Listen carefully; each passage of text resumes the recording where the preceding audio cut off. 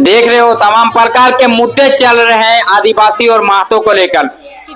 उस मामले को लेकर पहुंच चुके हैं जैसे कि महाभारत का युद्ध, जैसे कि कर्ण और अर्जुन का जिस तरह से युद्ध चल रहा था ना, उलझे हुए थे, बिल्कुल उसी तरह से। क्योंकि एसटी का प्रत्येक प्रश्न का उत्तर ओबीसी पास है और ओबीसी का प्रत्येक प्रश्न का उत्तर एसटी पास है। तो इस बात से हमें गाना याद आ रहा है कि एक धर्म रथ पर बैठा, एक पाप रथ पर बैठा, दोनों ही महासंग्राम करते हैं, अंतिम चरण में युद्ध श्री राम कहते हैं। और एक ये भी गाना है, दोनों ही बलवान है, आदिवासी संरक्षण से रोकता तो कुर्मी महतो संरक्षण मांगते अपनी अधिकार के लिए, दोनों ही बलवान है। तो इस तरह से मामले पहुंच चुका है, दोनों का अंतिम निर्णय अब क्या होने वाला है। दोनों ही समाज जबरदस्त टकराव में भिड़े हुए हैं, क्योंकि आदिवासी का प्रत्येक प्रश्न का उत्तर महतो पर है और महतो के प्रत्येक प्रश्न का उत्तर आदिवासी पर है।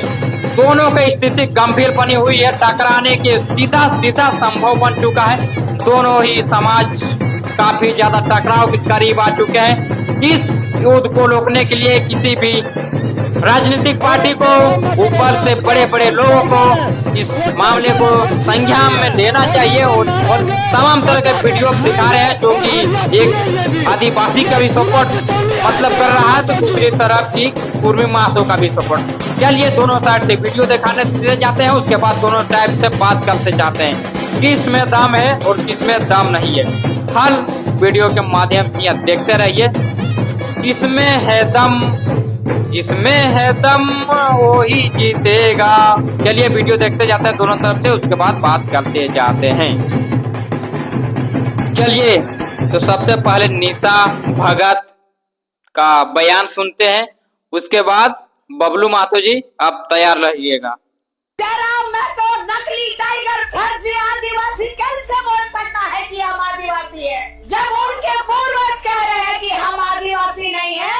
हमने उप मुख्यमंत्री के रूप में सुदेश महतो को इधर बैठाया था कि नहीं बैठाया था, और आज ये सुदेश महतो रंगवा बिलर बन गया, रंगवा बिलर बन गया। आज ही जिस थाली में खाया ये लोग उसी थाली को छेद करने का काम किया है। अपने समाज के लिए बोली तो कुर्मियों को मिर्ची लगा, और ना जाने कितनी चीजें इन लोगों ने कह दी। एक लड़की से पूरे के पूरे कुर्मी समाज के मर्द जात लोग आज पटरी में आ गए। हम लोग उनको ढांगर रखे थे, हम लोग उनको काम करवाते थे, लेकिन खबरदार हेमंत सोरेन जी, आप अपने पिता का मान रखने के लिए हमारे झारखंड और हमारे आदिवासियों को गिरवी नहीं रख सकते, ढांगर नहीं बना सकते। ये कुर्मी और कुर्मियों को डरना चाहिए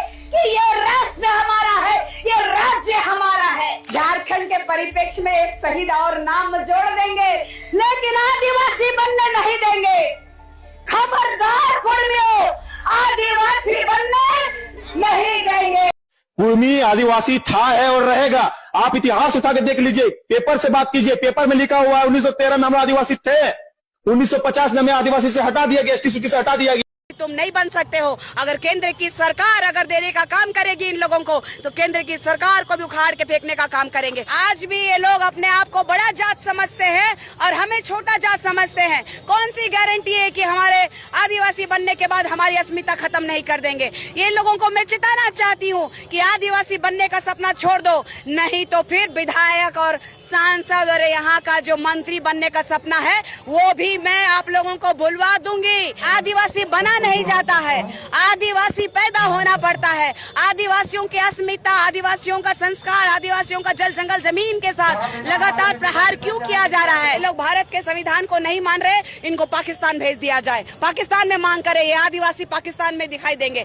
तो फिर आप जाइए, अगर भारत देश की आजादी के बाद भी आप अगर गुनगुना रहे हैं कि हम आदिवासी हैं, तो ये निर्लजता है आपकी। बिहार में जाके देख लीजिए, कुर्मी, कभी बोलते हो कुर्मी और कुर्मी अलग है, लेकिन कुर्मी और कुर्मी दोनों एक ही है। नाटक करने का, वो ना ढिंडोरा करने का ना, वो बंद कर दीजिए, नहीं तो ऐसा ढोल बजाएंगे ना।